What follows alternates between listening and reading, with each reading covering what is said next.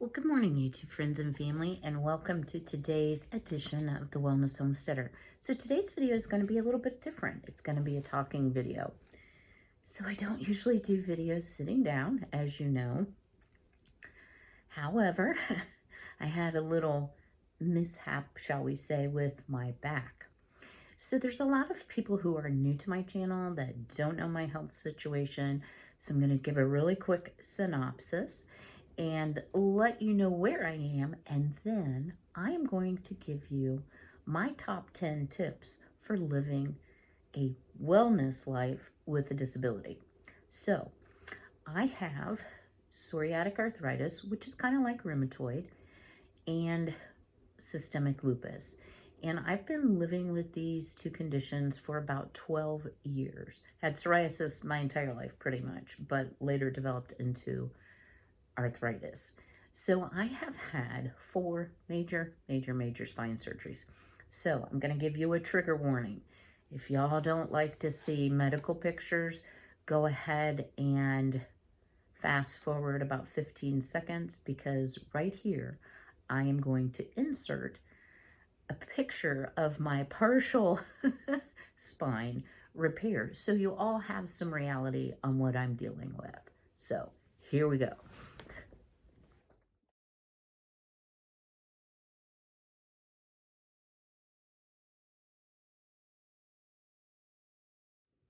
I know it's not pretty, right?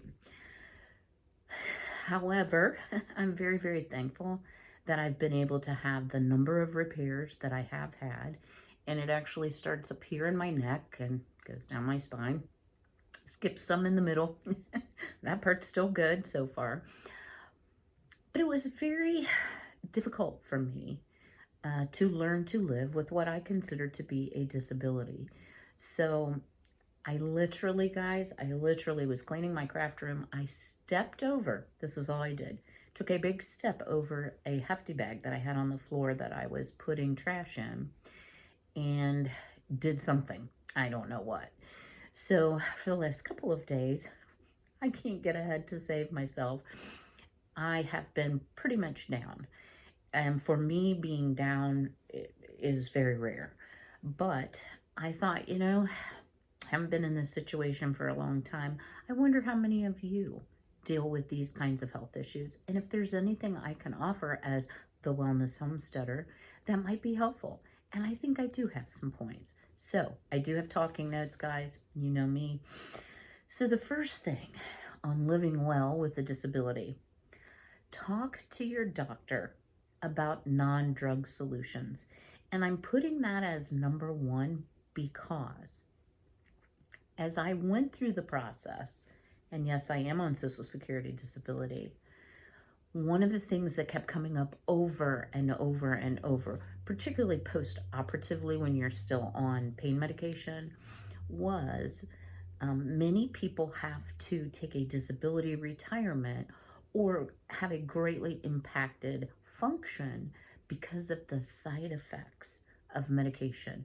So obviously, pain medications can impair your ability to think clearly, to drive. For a period of time, I was on a medication for nerve pain that literally made me amnesic. It was just, well, it is a common side effect, but I would be talking and I would forget a common word like paper or lamp or fork.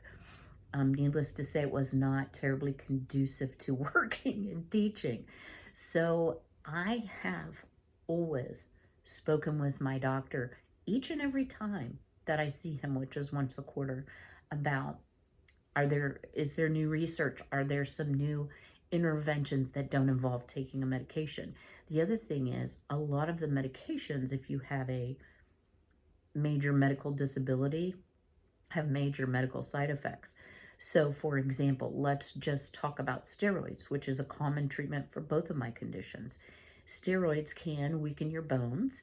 So then you need to take vitamin D and calcium and And also cortisone can cause ulcers, as can anti-inflammatory drugs. So you begin to pile pill on pill on pill on pill. Now, thankfully, being a nurse, that is not my particular situation. I episodically take steroids, like right now, but certainly have already noticed some side effects from that. Number 2, focus on what you can do versus what you can't do. So prior to all of this surgery, which I had 4 surgeries in 5 years, I was really great at working out. I skied every weekend. I was very active, and I had to give up some of those things. Couldn't ski anymore. You know, one bad fall could make a quadriplegic. I loved going to amusement parks and riding crazy roller coasters. Can't do that anymore. So I did develop new hobbies, new interests, and new ways to keep active, busy, and feel productive without feeling like I had a huge loss in my life just because there were a few things I couldn't do anymore. Number 3, don't be embarrassed to use assistive devices. So, guys, one of my favorite assistive devices, and I don't have it right here because my mom has it right now. I just need to order myself another one. It's called a reacher grabber. So it's a little pinchy thing with a handle. So invariably when my back hurts, I will drop everything. And if I have to bend over, I'm going to see what else I can do while I'm down there, literally. But a reacher grabber, you can pick things up off the floor. It's also really great if you drop something behind a piece of furniture. You don't have to move out the piece of furniture. So it's a great back-saving device. Now that you can use in the privacy of your own home. But I'm going to tell you something y'all probably don't know about me. I have both a walker and a cane. And at times, I have to utilize the cane. I haven't had to utilize the walker in a long time, but it's much preferable for me to use that assistive device than to fall down and have a major issue. Now, are people going to stare at you? Sorry, guys, move the wrong way. I'm laying on a heating or sitting on a heating pad. They are. And people are going to ask the rudest questions. But you know what? I try not to take it personally. And I, in fact, have an Ohio State cane, go Bucks, because I need it. And I don't want to be embarrassed. And I'm also not 90 years old, so I figured I needed a snazzy cane. So you will get stares. You will get really rude questions. Really rude questions, just saying. And you have to overlook that as people maybe having compassion for you, but not really knowing how to say it. And I don't want pity, but maybe they feel bad when they see someone they think is young, and I'm not so young anymore, having to walk with a walker or a cane. All right. Number 4, connect with other people who can relate. So there are disability support groups for all kinds of categories of disabilities that can be super helpful. I can tell you when I go to the rheumatologist and I connect with other people there, because trust me, it's always like a super long wait, like hour and a half minimum. I learn a lot, I get tips, and it's actually good to talk to somebody who's in a similar situation that I am. So reaching out for a support group is a great idea. Now, I currently don't attend a support group, but guys, realize I'm 12 years into this and I've done my work. You know, maybe a mental health professional if you find yourself being depressed over your current situation. Number 5, this piece of advice I don't take like I should. Don't be afraid to ask others for help. So y'all know I've been cleaning out my mom's house, barn, and I've also been doing some work here. And I would suspect that stepping over the trash bag is not what caused my current problem. It's more likely an accumulation of small injuries, which I ignored, and hating to ask people or inconvenience people. I carry things that are too heavy. I bend over too much, and I am paying the price, and this has been a very good reminder to ask for help when I need it. So while I do have a company coming to pack up the rest of my mom's house to take to auction, there will be things left behind that will have to be disposed of. So given my current back situation, because I am always the muscles on one of those cleanup jobs, not my sister. I'm probably going to have to hire some help for that. It is humbling to say, hey, I can't do it, but I do not want to have back surgery number 5 or spine surgery number 5, so I am going to ask for the help when I need it. I also don't ask for my son's help like I used to. One reason is he lives 4 hours away, and I also hate for him to come home and me be like, okay, here's the scroll of all the things I need help with. But, you know, having a handyman can be a great thing, and I am going to have to utilize more help, especially right now, instead of risking more injury to my back. Number 6, know your limitations. So any physician or therapist is going to give you that lovely packet that says, do this and don't do this. Yeah. So all those things on the don't do list, I've probably done on the daily, at least in the last couple months, and I'm paying for it. So lifetime, no bending, no twisting, no lifting over X pounds. Guys, I've done it all. And those restrictions exist for a reason. So you may have to learn to work smarter, not harder. I should have, in hindsight, hired more of the work done, but I didn't know any possible way that someone else could go through all the family belongings. What I didn't have to do was haul those heavy boxes, bags, furniture, and all the other things that I've done. All right. Number 7, learn as much as you can. So I've got a really great story for you. So if any of you out there there are various types of lupus. There is cutaneous or a skin type lupus, which I don't have, or systemic lupus. And you may be like, okay, I don't even know what lupus is. And guys, I have to tell you, I didn't really have a good knowledge, even being a nurse, when I was diagnosed. So lupus is an autoimmune disorder. They do not know what causes it. There is no cure. It causes your body to develop antibodies or little things, cells that attack your body, the good parts of your body. So you end up with effect to your joints, your heart, your lungs, your kidneys. Now, I have been very blessed in that mine has been, for the most part, joints. I've never had any kidney problems. I've had a couple heart-lung issues. And I was trying to learn as much as I can, which is what this point is about.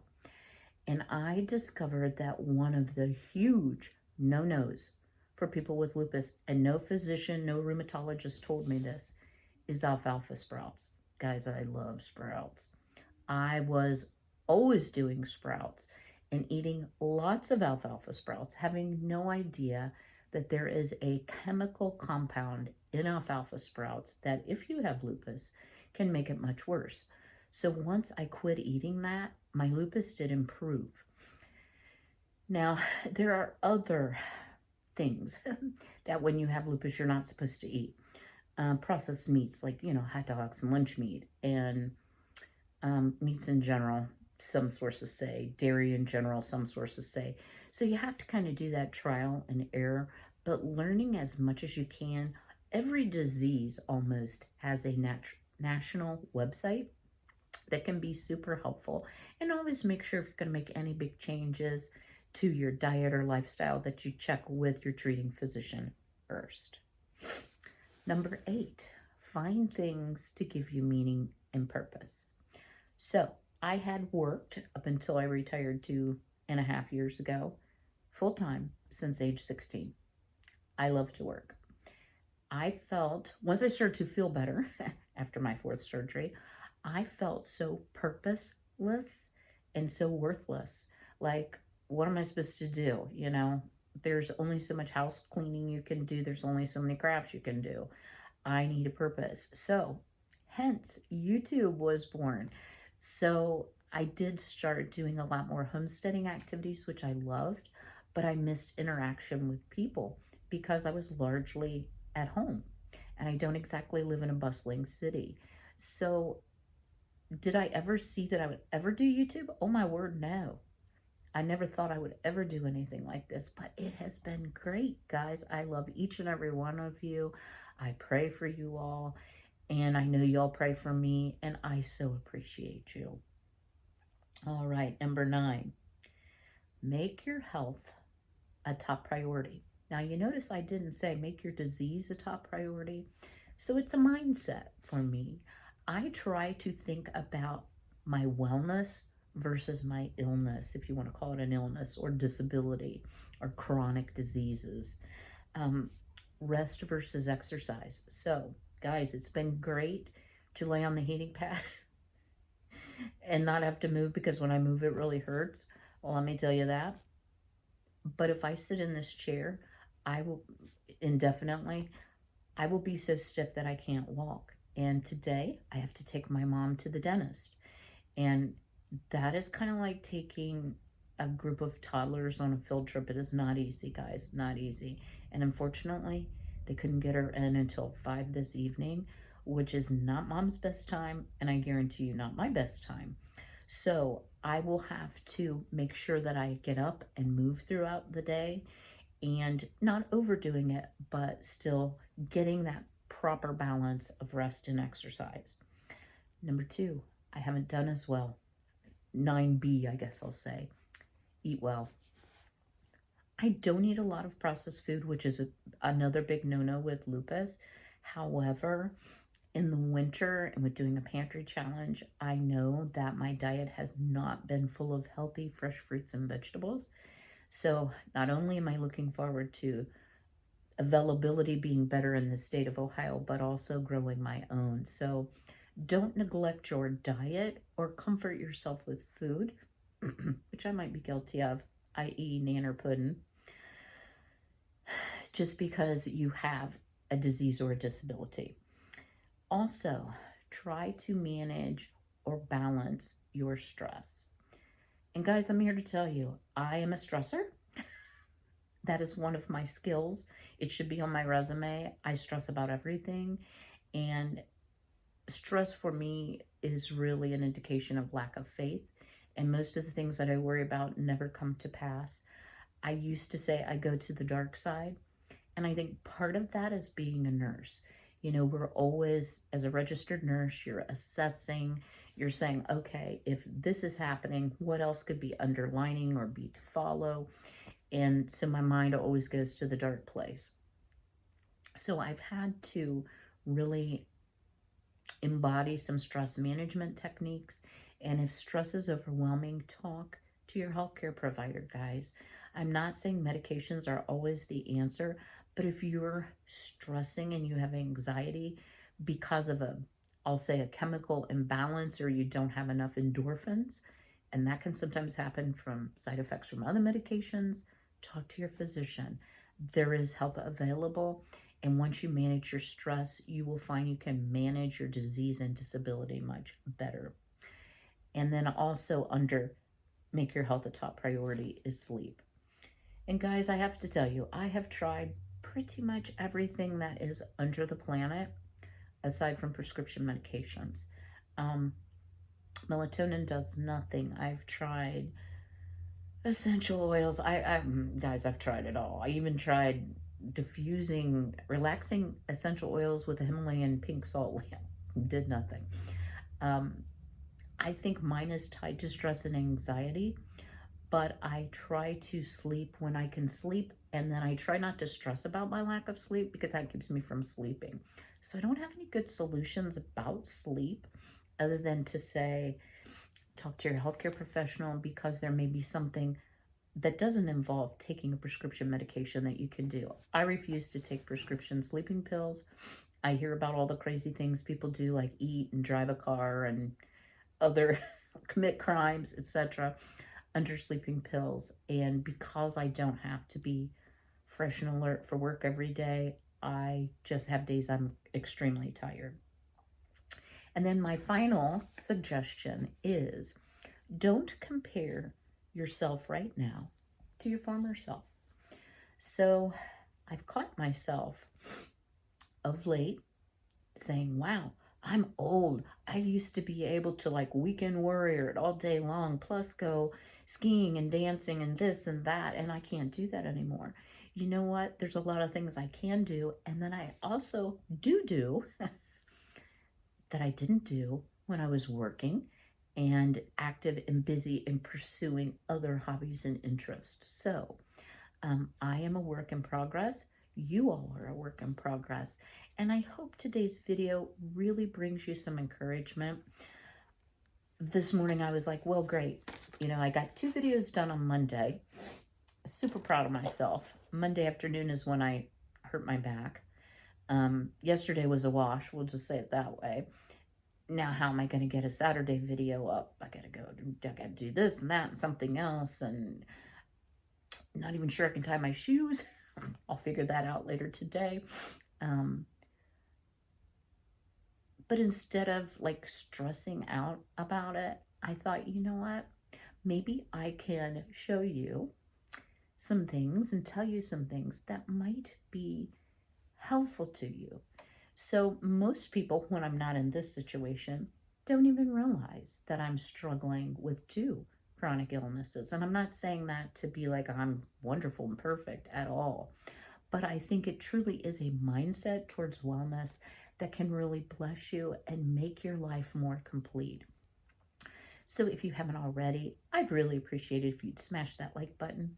If you know someone who's living with a disability or a disease or a new diagnosis that they're struggling with, and you think this might help them, I would love it if you would share my video. It really does help me out so much. And don't forget, I love getting your comments. Guys, I'm always excited for video upload day because it's just like having a whole bunch of friends come over and chitty chat with me. So please leave me a comment below. Let me know, do you have any other tips and suggestions for living with a disease, a chronic illness, or some sort of disability? I'd love to hear your suggestions. So as always, be healthy, be well, be blessed. And now I have to turn the camera off. Take care. I'll see you real soon.